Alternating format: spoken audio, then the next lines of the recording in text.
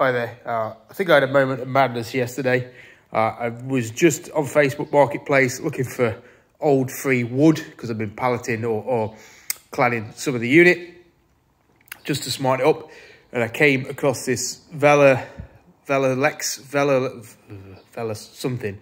I can't remember what it's called, but it's essentially a push bike with a 50cc two-stroke motor which drives a wheel that rotates a front wheel.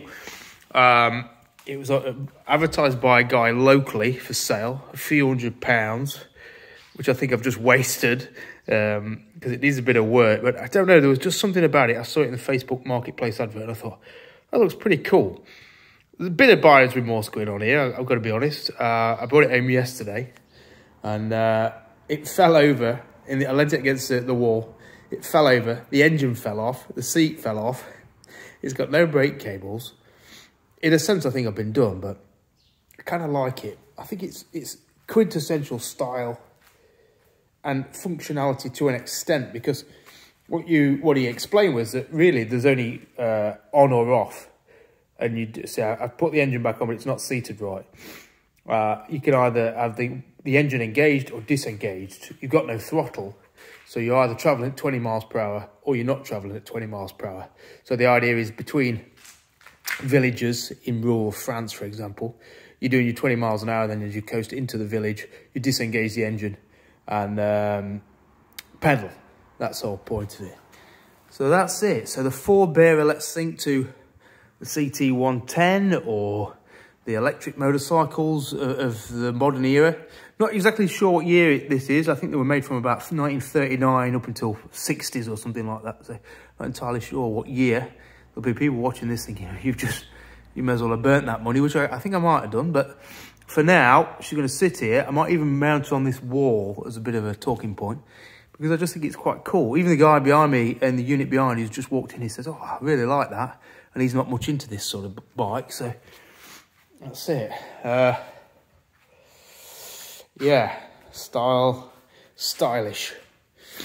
I don't know about anybody else, but during winter, I often have these mad bouts of rash purchasing that don't make a lot of sense. It's how I've ended up with a Husqvarna TR650 and an F650 over the years, but that's it.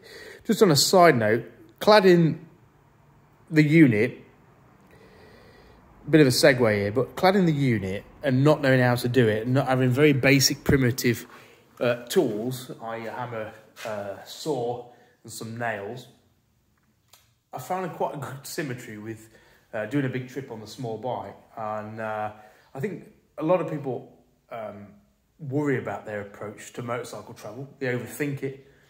They ask too many people their opinions on how they should do it. Much like cladding a wall, you can ask all the people in the world, you can search YouTube, you can go out and buy the right tools and plan meticulously and think that you're in the right spot to do the exact perfect job. Or you can just get some wood, some hammer and some nails and just start knocking some wood on the wall. And I think that's effectively all I've done. And it was quite as I was doing it, I thought it really does showcase that people do things in a different manner and there's no right or wrong. And the things we do are often an extension of our personalities, whether that be cladding wood or riding around the world. And while technically there might be the perfect way of doing it, in theory, all you can do is do it your way. It might not be somebody else's way, but it's your way. And I guess that's all that matters. So for cladding a wall, some people might have done it theoretically correct and done a better job. But for a procrastinator like me, sometimes you've just got to start doing it and learn as you go and fine-tune it as you go, or else you'll never start. So, yeah, it was an interesting experiment. So that's it. The unit's getting a bit better. Just tidying up, really, putting some wood on the walls. So that's it. I'll go back to my purchase.